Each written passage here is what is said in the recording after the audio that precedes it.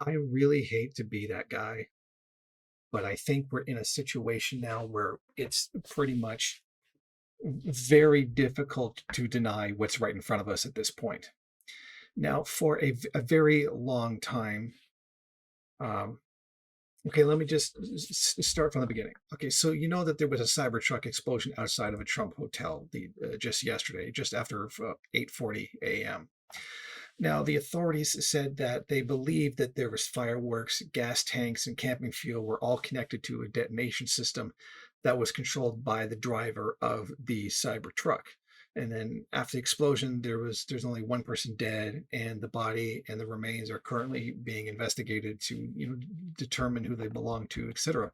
And meanwhile, seven victims were hurt in the explosion, all of whom are all in stable condition. So thank God, everybody's okay for the most part. It appears that the only person who actually died was the person who detonated the bomb. Now, here's this thing: the New Orleans terrorist and the guy who blew up the Tesla truck both served at the same army base, U.S. Army base. Like they're both veterans, and they both served in the exact same military base. And the two of them rented cars from the same company on the same day to commit ISIS-style terrorist attacks 2,000 miles apart. Now, I could chalk that up to a coincidence, a really, really, really big coincidence, but a coincidence nonetheless. The problem is that right now, the US government, is like this comes at a time when the US government wants to downplay its relationship to ISIS in Syria. Just a few weeks ago, it aided the takeover of the government from Bashar al-Assad. And basically, the deputy head of ISIS is now running the country, and the U.S. was supporting these, moderate head choppers right from the beginning. And then this all comes up as a justification to continue its presence in the Middle East. So, U.S. military veteran flying the flag of ISIS, a group created by U.S. intervention, did a murderous attack in New Orleans, which just helped install the former ISIS deputy head as Syria's ruler. Okay, so it's very clear at this point that these crimes have nothing to do with Islam and have everything to do with U.S. imperialism. And then when you consider, as soon as the former deputy head of ISIS gets into power, all of a sudden the first thing he does is give like 40% of the country to Israel.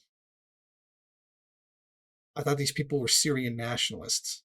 Why would they suddenly just give up almost half of the country to a foreign power, and one that we are supposed to believe is their enemy? I mean, this is ISIS, right? They hate, like, evidently everything except Wahhabism. But now all of a sudden they're giving huge territory to Syria. I mean, to Israel. And on top of that, they've never actually attacked Israel. For something that's supposed to be anti-Israel, it's weird how they only ever attacked other Muslim countries, other Islamic countries, but never actually Israel. And only the United States when it was very convenient to U.S. foreign policy. I really hate to be that guy. I don't want to be Alex Jones. I don't want to be the one out here spouting a conspiracy theory about false flag attacks and all that other kind of nonsense that Alex Jones spouted in order to get the reputation and the lawsuits that he got. But this is looking really, really bad from the perspective of not wanting this to look like a conspiracy theory. I'm sorry, but really at this point, it's no longer merely just a coincidence, but something that really has to start raising questions about the US's relationship to ISIS.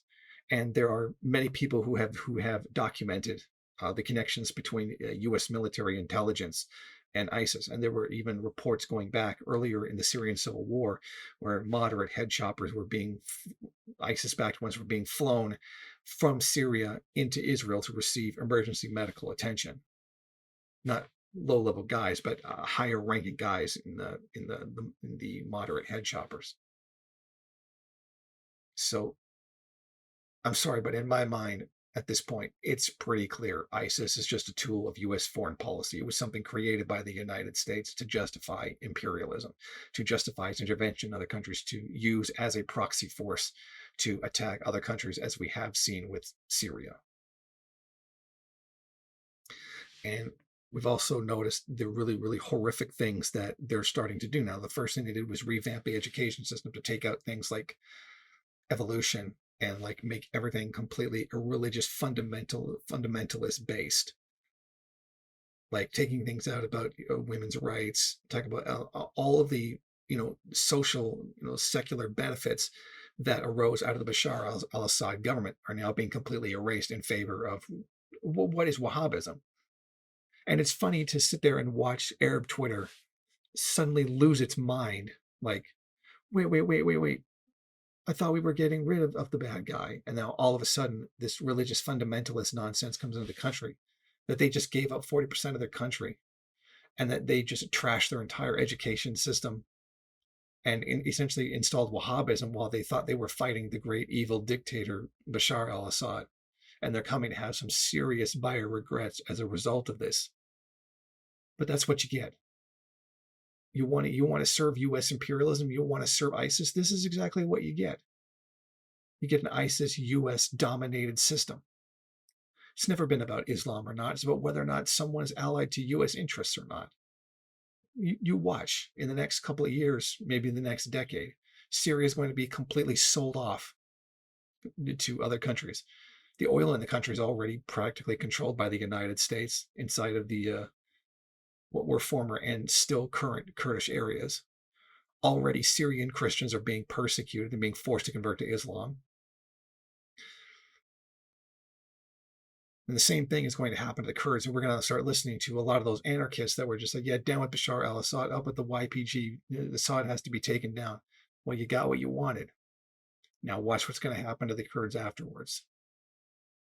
At gunpoint, they're all going to be converted to Islam and frankly could be wiped out as a result of this, like physically wiped out with bullets. And it just shows the tremendously terrible, terrible positions that people have had through this entire war with nothing but screw Bashar al-Assad because the US government told us to say that, while doing nothing to actually critically look at the situation and see, yeah, Bashar al-Assad, there's a lot to be criticized there, but he is miles and miles ahead of everything else inside the region. There was stability under his regime for the most part, because if there had been total stability, none of this would have happened. But there were secular rights. There were rights to your religion. There was rights to a decent education, one that wasn't religious fundamentalist created, which are now all gone because the moderate head choppers supported by the U.S. and every goddamned liberal that ever opened their mouth on this situation ever are getting exactly what they deserve.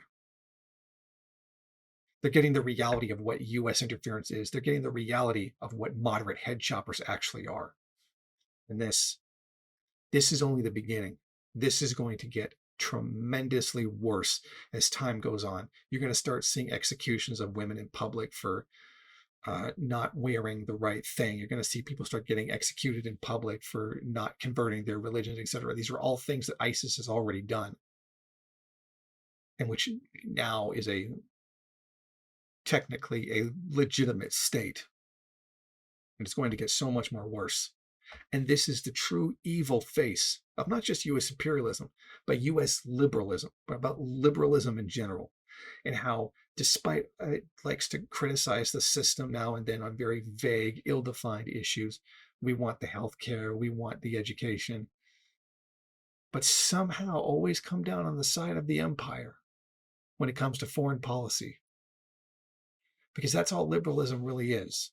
Another false choice that just continues the same system while making you think that you're actually making a difference. Thank you for watching. If you like this program, then please head over to my Patreon page and set up a monthly donation. It's your donations that keep this program running. Also, if you would like, please rate, comment, subscribe, and share in various social media.